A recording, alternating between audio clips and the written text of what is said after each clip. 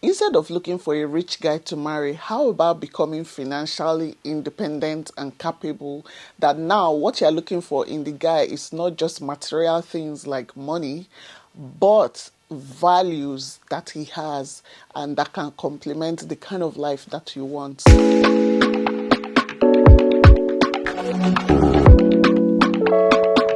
You guys, I just saw a tweet and I thought it was so insightful and so funny, and I feel like we need to talk about it. We need to address this mindset that some ladies have. If you have that mindset, you need to change it today. Let me tell you what happened. So this lady said, just out of the blue, she said, imagine as she's just sitting down now, as I'm just sitting down now, one guy would just call me, see me, that he likes me, and then because he likes me now, pamper me, send me 100 million naira, change my life.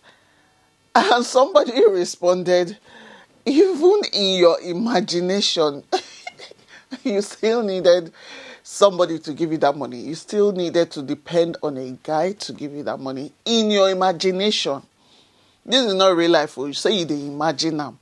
So you cannot imagine that you woke up one day, you had a skill or you had a bright idea and you started a business and that business made a profit of over 500 million and like you are the one that is pampering yourself. You guys, this is 2024 and I cannot believe we still have to explain how financial independence is very important for everybody, for men, for women.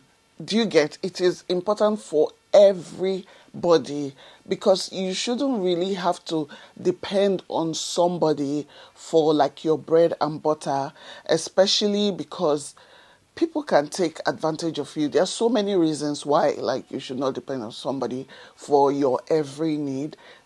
But that's not what we're addressing today. Depending on other people will always make you vulnerable and it will limit your personal growth. Let me tell you what you can do instead. The first thing I would advise anybody in that situation to do is to advance your skill sets. Ask yourself, what do I have that I can do? Do I know how to cook? Do I know how to make hair? Do I know how to do makeup? Even if you don't know how to do it, maybe you have interest in those skills, find a way to advance those skills. For example, I know how to cook. I teach people how to cook. I create videos about it on YouTube. I make money from that. I teach people how to cook by giving them the exact recipe they need to make their food perfect. I create ebooks. I create physical books about this. They pay me for it. I consult with brands and show them recipes that they can use to sell their products. I get paid for that. The skill I'm using here, the major skill, is the cooking skill, which a lot of women have. You cook every day, 24/7, 3 times a day. Yet you are not maximizing that skill. Even if it's just to create video, upload on YouTube, even if it's to be cooking this food and selling, package, be a bulk soup business or entrepreneur, be somebody that is selling soup in bulk. Imagine if you know somebody that sells really delicious soups in bulk. You'll be purchasing from them and they'll be making money. Whatever skill you have, do not underlook it. The fact that we have the internet now, any skill that you have, any gift that you have, you can always maximize it to reach your highest potential. So the first thing is to learn a skill if you don't have one. Think about passions that you have and pursue those interests. If you need to go to school, if you can afford education, go to school. Learn something. Get a job. Don't just be chilling. Have a side hustle. Women are doing so many amazing things these days. You should not just be slacking, saying, I don't know what to do, I don't know what to do. No, go on the internet. There's so many business ideas you'll find on the internet. Be open to learning. Attend workshops. Attend classes. Pay for courses. Do whatever you have to do to have a skill that you can monetize. For me, that is the first step that you have to take. Once you start bringing income, The rest is easy. The next thing I would advise is that you need to start educating yourself on financial matters. You need financial literacy. Money management is important for financial independence, and you have to learn how to not only make money, you have to learn how to manage money. You have to learn how to save money, budget money, invest money. You have to learn how to do all these things with money. You have to make money work for you. Instead of spending time watching random videos on the internet, use your time to watch videos about financial education.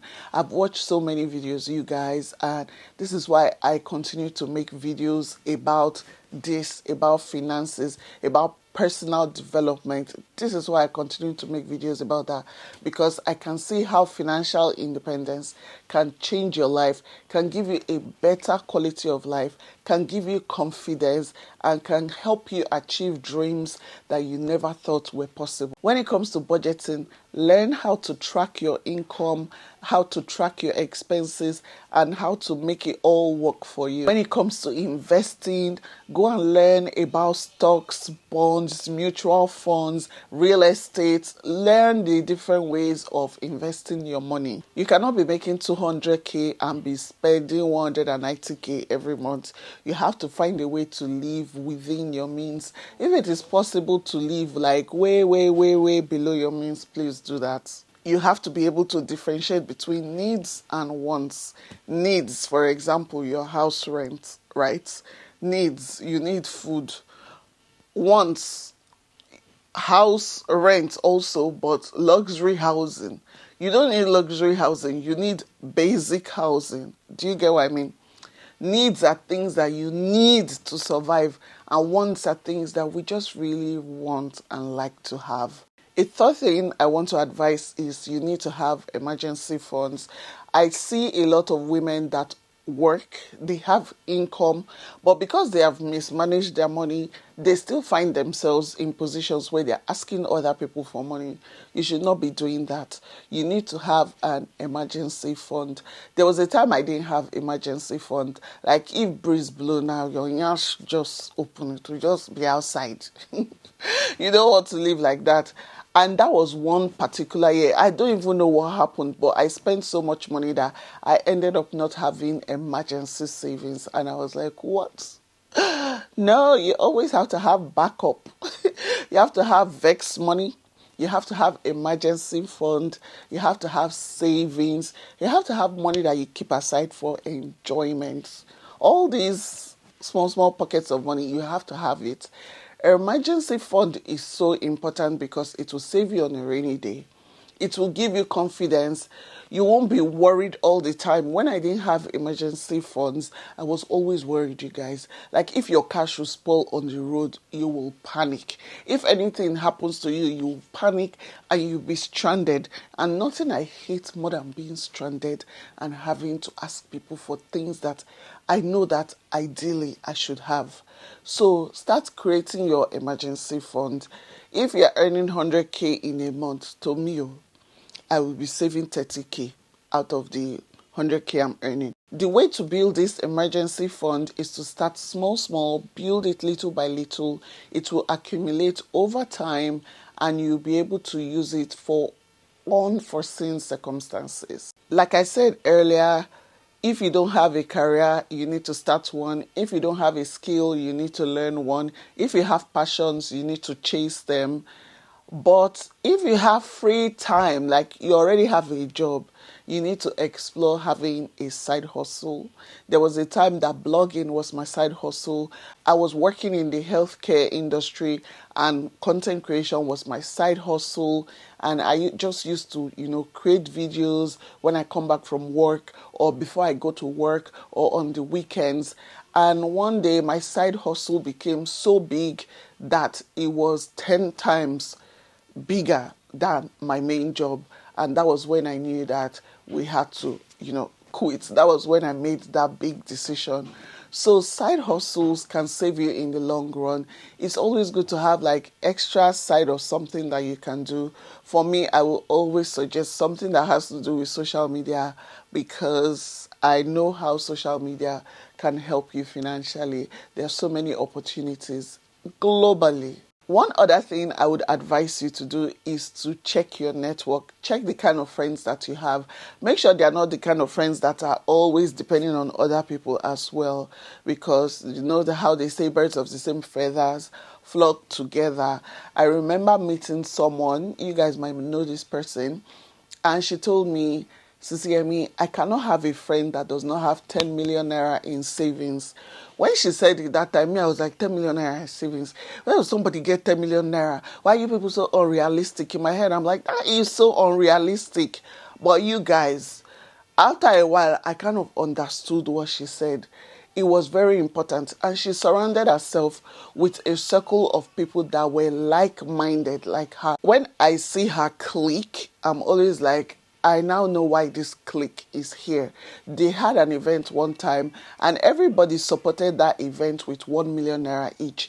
Imagine having a clique of friends where if you have anything happening, there are like 50 of them and they all support you with 1 million naira. Imagine having such a supportive network of people. For me, that is my goal. That is the kind of clique I want, right? It might not be, they're supporting you with 1 million naira. It might be more, it might be less. But what I'm saying is surround yourself with like-minded people that can help you and support you in times of need, whenever you need a push. The last thing I will say is to set financial goals for yourself. Ask yourself, what kind of life do I want to live? Who do I want to be? What kind of things do I want to achieve? What dreams do I have? For example, now I've been working on a book, and this book is so expensive, you guys. Photography is costing 3 million. Doing this is costing 1 million. Like, it's costing money to create this book. You need money to be able to chase your dreams, because when this book is out, it's going to be amazing. And if I don't have money to do it, how am I going to be able to do it? Without, let's say, getting loans, which loans are not easy to get. How am I able to pursue my dreams if I don't become financially independent, if I don't have ways of making income that can sustain my passion projects? How am I going to be able to do that? So you need to create financial goals for yourself. Ask yourself the kind of life you want, the dreams you want to achieve, and find a way to make all of that happen by putting strategies in place that can help you make money. I've shared a video once about some side hustles you can do. If you want me to share another video on how to make money through at least what I know through content creation, let me know in the comment section. And if you have any positive thing to add, like I really want to see it, please leave that in the comment section as well. And if you are a financially independent woman or person, how did you get there? Why did you decide to take your financial matters into your hands? If you were once someone that used to depend on people, let's say depend on your parents, depend on your spouse, how did you become financially independent? I'd like to see that. Thank you guys for watching. I hope this video was valuable to somebody. I'll see you guys in my next video. Stay empowered.